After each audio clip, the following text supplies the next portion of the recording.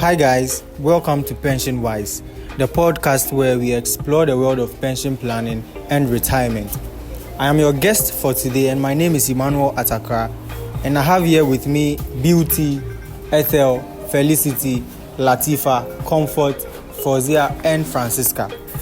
So in today's episode, we are going to look at optimizing pension plans for sustainable income. So we are going to kickstart the discussion. So what do you think are some of the retirement expenses that we should consider when planning for sustainable income? So in order to achieve a sustainable income, I think one has to plan carefully on housing, food, and then healthcare. So the reason why we have to plan in planning for a sustainable income, I think one has to focus more on housing, food, and healthcare. This happens to be an essential part of a human's well-being and survival. So in planning for your healthcare, housing, and then food, you have to draft a budget on how to spend or allocate your funds or monies into going in such things in order not to run as a loss. So I also think transportation and entertainment expenses can add up to. What do I mean by that?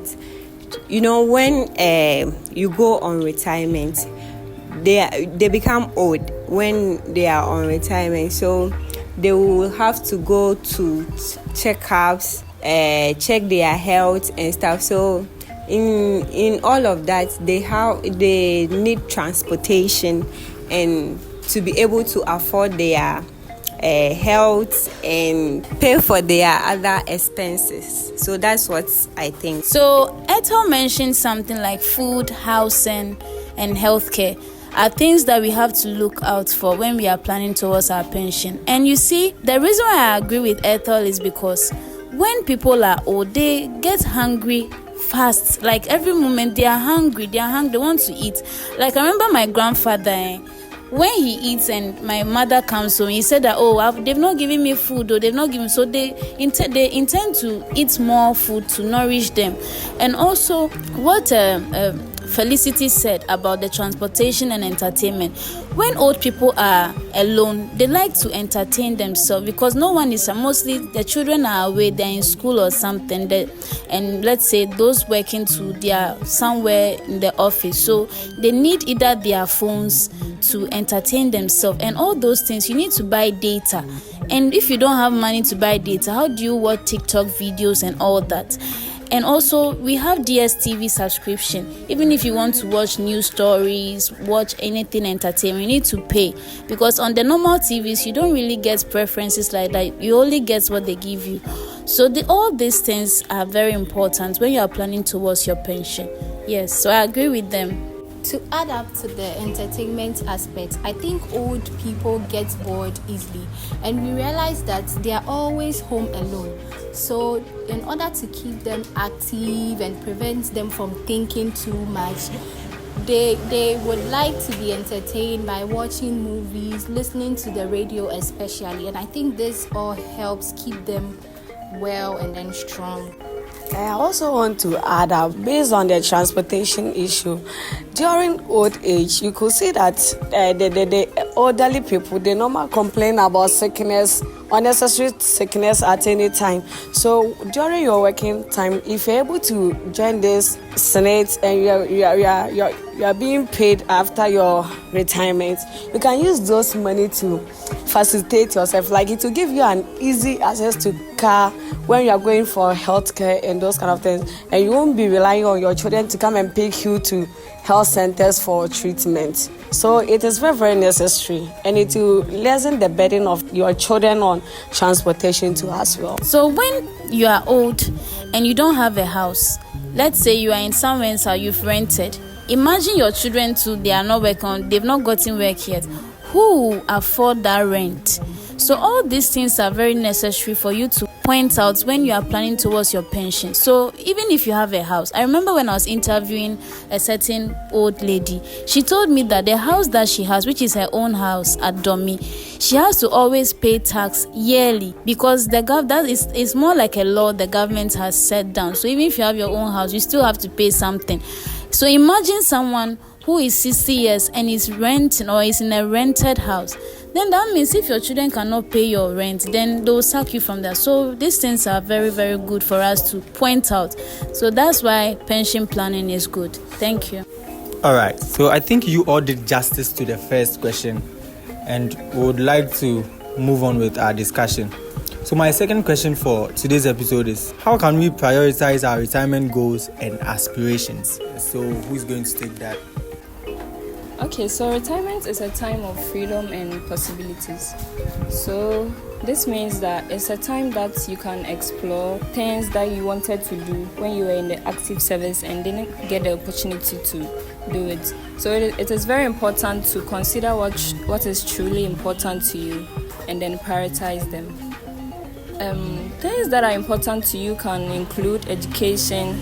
If you want to still continue education whilst you are in retirement and you have the means, you can still go to school, because education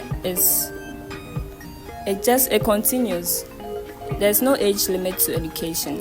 And then if you have hobbies and a lifestyle that you want to live and you think that you have the means to afford it, you can go ahead and prioritize that too. Okay, so as Latifa said, even when you are in retirement and you had to maybe plan on going to school again, because some people, let's say law for example, they said even if you are 60 years, you can still pursue law. So someone had the vision of becoming a lawyer, but the person could not become a lawyer. So the person being old doesn't stop the person from also schooling and becoming a lawyer again. So during your retirement, you can set goals like that, like education, and also prioritizing your needs, the most pressing ones first. Let's say you get a pension of an amount like, let's say, 4,000 a month, and you want to prioritize your needs.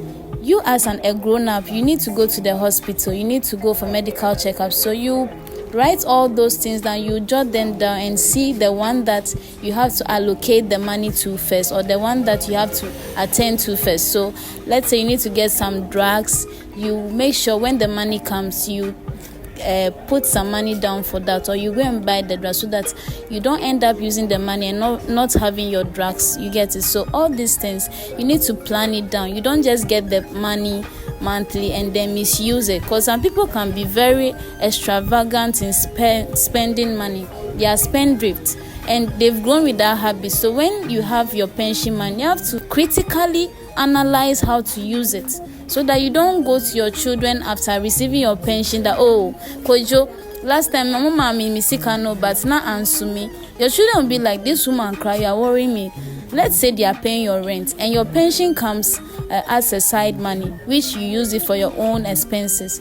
You don't expect them to be giving you extra money after paying for your rent and also maybe buying you some food stuffs at home and all that. So I think as a pensioner, you should have a scale of preference. In economics, that's how we call it. The most pressing want, and then you allocate your money there. So all these things, we have to have the skill of that. Yes, thank you.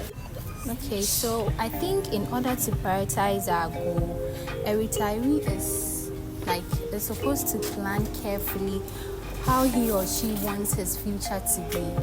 And I think most old-aged persons face these problems with their kids a lot, because you realize they become a burden on their kids financially and both physically when it comes to illness and other things.